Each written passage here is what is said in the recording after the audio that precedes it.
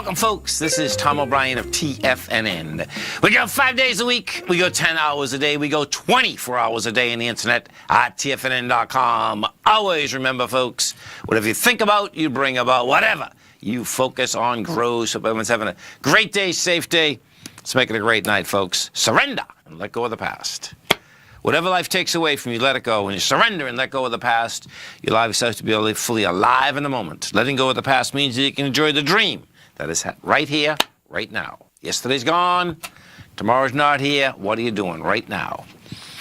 Market-wise, let's take a look at it out here. We had the Dow Industrials down 258, NASDAQ down 193, S&P's down 66. Bottom line is that market goes south. Has some juice behind the move. In the NYSE, you're at 915 million. On the NASDAQ composite, what we did out here, we did 2.3 billion. Big numbers, right across all the boards. Gold and silver. Gold and silver caught a bid. We had the gold contract up $17.80 at $13.45. Silver up 32 cents, $16.59. Light sweet crude, that came down on volume, down $1.78, trading $63.10. If we go over to the XLE, what you'll see with the XLE, that's trying to break out its lows. We get down $1.37 today. Your high volume swing low is a $64.45. We hit $64.92 today. I expect you're going to be right back down there tomorrow morning, trying to go after that and try to bust that loose. ExxonMobil has busted it loose. Exxon traded down $1.39. You're at $73.22.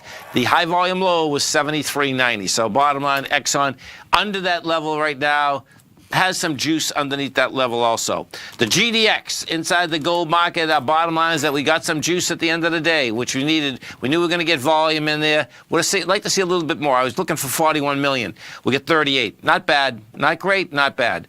That's going into the swing point from the 26th, which is $22.51.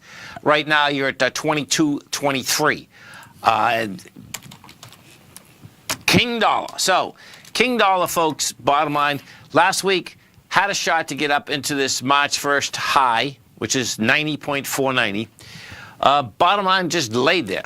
The way the King dollar traded out here today, bottom line, looks like King dollar is going to make its way back into the 88 area once again. And if that's what you get, we are going to see that metals contract go topside and go topside in a big way. Notes and bonds, bottom line, notes and bonds, want higher price. What you had out here today is that they traded flat. They actually traded higher, gave it up on price, pulled back slightly. That being said, you have the 30-year right now at the February 6th high. So if you remember, the benchmark inside the indices of February 6th, February 9th. February 6th, that's the huge downdraft. That's what all these high-volume lows are out there. That's what the market's been going after. Some of them would get broken. Exxon already broke his. XLE is into it. Bottom line, the NDX 100, that is a confirmed ABC structure on the way down. And you're deep into that bar from the 9th right now. The top of that bar is 157.24.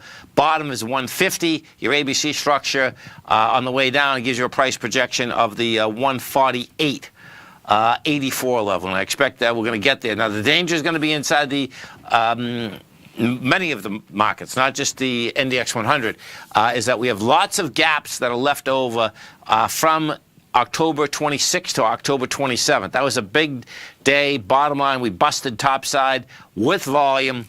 Google almost came down into that level today. If we look at Google, Google's down $25. You're at 1,006. You hit a price point of $990. And the top of that, filled in the gap, is $987. So it's pretty wild. That gap, bottom line, looks to me like it still wants to get filled. Some of the higher volume stocks out here today, here, inside the NDX 100, I believe this is, I don't think there was one stock that was positive. No, there wasn't one stock inside the NDX was positive. The leaders on the way down, Intel was down 6%, Amazon was down 5%, Tesla was down 5%, Netflix was down 5%. Inside the Dow Industrials, we did have two stocks that were positive. You had United Health was up 1%. McDonald's was up 0.8%. The rest of them were taking a beating. Cisco was down at 4.3%.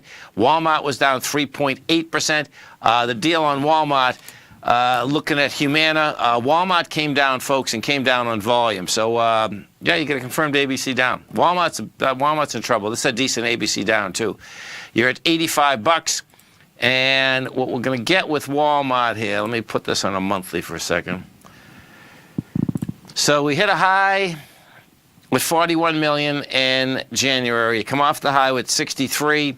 We'll see whether, you go down last month with 62. That's coming down with some juice. Walmart is making its way inside its lower range. Now, Walmart, if it gets back inside 81, then there's a problem. And it's to be a pretty good problem, because then 56, 60 is wide open. And you get inside of that, these trading ranges, what we've seen with the ranges is that you've had a few large stocks break down, come back inside the lower range. Tesla is one of them, big ones that have broken down. That was building cars for a long period of time to basically break inside its lower range, and it did it with velocity. And the lower range in Tesla started at 286, and right now you're down to 252. That gets game up to 141. Let me tell you something. If Tesla's at 141 after being at a high on the September of 2017 at 389, that is going to be some heavy-duty losses going back for quite some time.